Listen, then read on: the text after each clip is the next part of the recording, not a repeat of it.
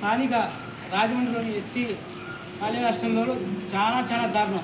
Time 8:30 అవుతున్నా కూడా ఇంతవరకు వర్కర్స్ వంట మనుషులు ఇంతవరకు రాలేదు. టిఫిన్ ఇక్కడున్న 100 మంది విద్యార్థులు బయటికి వెళ్ళి టిఫిన్ తింటున్నారు. ఇప్పుడు వీళ్ళు కూడా కాలేజ్ పోతున్నారు. కాలేజ్ ఎక్కడ టిఫిన్ మీరు ఎక్కడ చేయాలంటే బయట చేస్తారంట. ఏంటంటే లేట్ 9:30 కంట టిఫిన్ ఎక్కడ లేదు. ఏ హాస్టల్ లేదు, వార్డులు లేరు, వర్కర్స్ లేరు. ఇక్కడ ఎవ్వరు ఖాళీగా విద్యార్థులు ఇష్టాసారంగా బయటకు వెళ్తున్నారు, వస్తున్నారు. ఇక్కడ కనీసం వాచ్మెన్ కూడా లేడు అందుబాటులో. విద్యార్థులు రోజు ఇట్లా టిఫిన్ తెచ్చుకొని ఇష్టం ఉంటే పెడతారంట, లేదంటే మళ్ళీ బయటికి వెళ్ళే వీళ్ళు టిఫిన్ చేస్తున్నారు. మరి గవర్నమెంట్ ఇస్తున్న ఈ విద్యార్థులకు ఏ ఒక్క రూపాయి కూడా సౌఖ్యంగా వీళ్ళకి చేరట్లేదు. మరి దీనికి బాధ్యతలు ఎవరని ఇక్కడున్న వార్డెనా, ఈ జిల్లా ఉన్న వీళ్ళకి సంబంధించిన డీడీ అధికారి గారే, కలెక్టర్ గారా, మళ్ళీ దీనికి ఎవరు బాధ్యత ఉంటారు?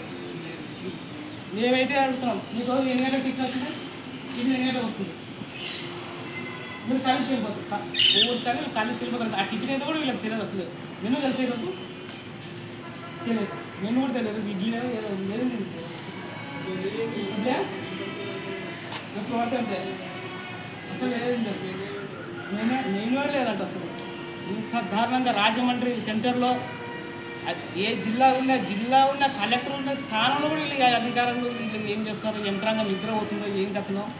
వాటిని ఏ హాస్టల్లో, రాజమండ్రిలో ప్రతి హాస్టల్ మేము విచారిస్తున్న విద్యార్థులు, రాజమండ్రిలో ఉన్న ఏ హాస్టల్ వార్డెన్ 10:00 వస్తారంట. 10:00 వచ్చి మీరేం చేస్తారండి?